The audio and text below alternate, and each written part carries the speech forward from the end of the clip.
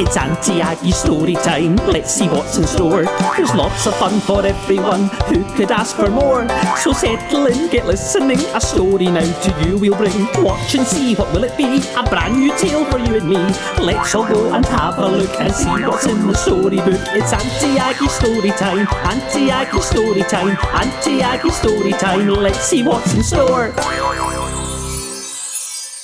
Hello, my name is Auntie Aggie and welcome to the library for Auntie Aggie's story time.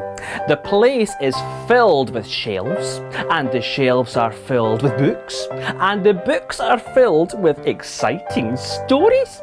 And today I have a super new story for you at home. But I'm looking for lots of story ideas as well. So send your story ideas in to Auntie Aggie and it might be chosen for the story time. And I'll send a McDougalls bookmark to everyone who sends an idea for a story. So, without further ado, it's time for the story. Are you all ready to join in? Oh, come on. Are you all ready to join in? Woohoo! Super! Well, here we go. This week, our story is called Keep Tryin, Lion, and it is based on an idea sent to us by Jack. You can help me bring this story to life by using some Makaton signs. I'll teach you the signs that you need to take part in the story. Now, the first sign is the sign for lion. Try that with me. Lion.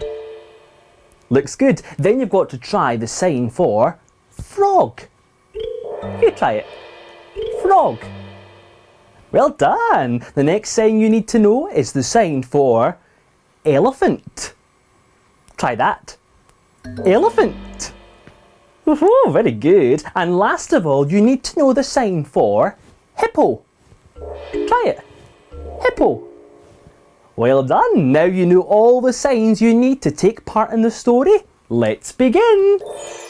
Down in the jungle, where nobody goes, that's where our tale takes place. Amongst the tall trees, there lived a small lion, with a great big frown on his face. You see, this little lion, he just couldn't roar, though he tried and he tried and he tried. But the noise that came out was tiny and timid. And he cried, and he cried, and he cried. He practiced his roaring for ages, but he didn't sound like a lion should.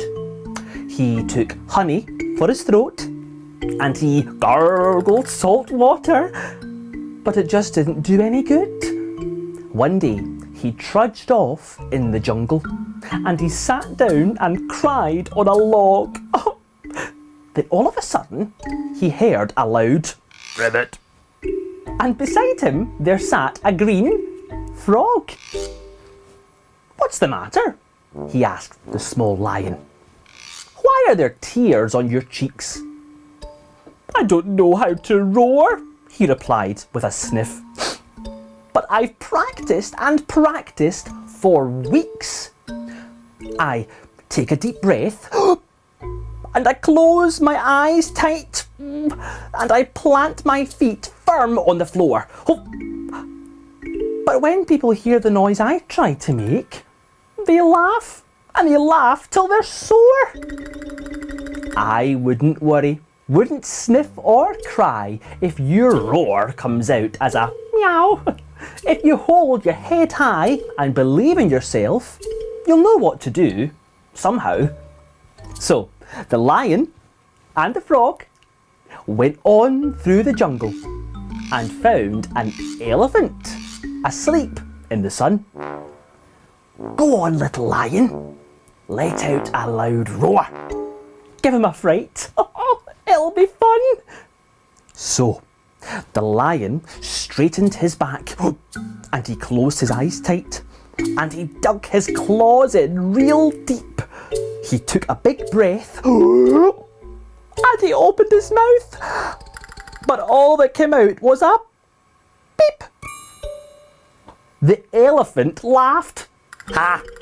He chuckled and chortled, and he rolled about on the ground.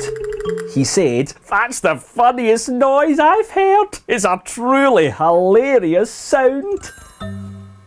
The poor lion looked sad. He felt so embarrassed. He wanted to just run and hide. But the frog said, "Don't worry, don't sniff, don't cry. Just believe in yourself deep inside." So the frog and the lion and the elephant too walked further on through the tall trees, and they found a large river where a hippo was sitting with the water right up to her knees. The little green frog smiled up at the lion. He said, "On you go, do your stuff." "But I know what'll happen when I try to roar. You'll all laugh." "Yes, I'm sure. Sure enough." But he walked to the river and he closed his eyes tight and he breathed as if going to speak. He gathered up all of his confidence and he let out a very faint squeak. The hippo turned round and she laughed at the sight of a lion who just couldn't roar. She said, "This is funny. It's comedy gold. Please stop. I can't take any more." And then, little lion, he knew what he could do. There was a light at the end of this mess. His small funny noises, his peeps and his squeaks filled people up with happiness. So the lion went home with his newfound friends to show everyone his new skill. Oh, I can't wait to see their reaction to this. They'll all laugh. Yes, I know that they will. So he scrunched up his nose and he closed both his eyes. And from his mouth there came a small "oh!" The lions all laughed. "You've made us so happy. You are the funniest lion we know." And all of a sudden, he had an idea. A thought popped into his head. He didn't have to be a big scary lion. He could be a comedian instead.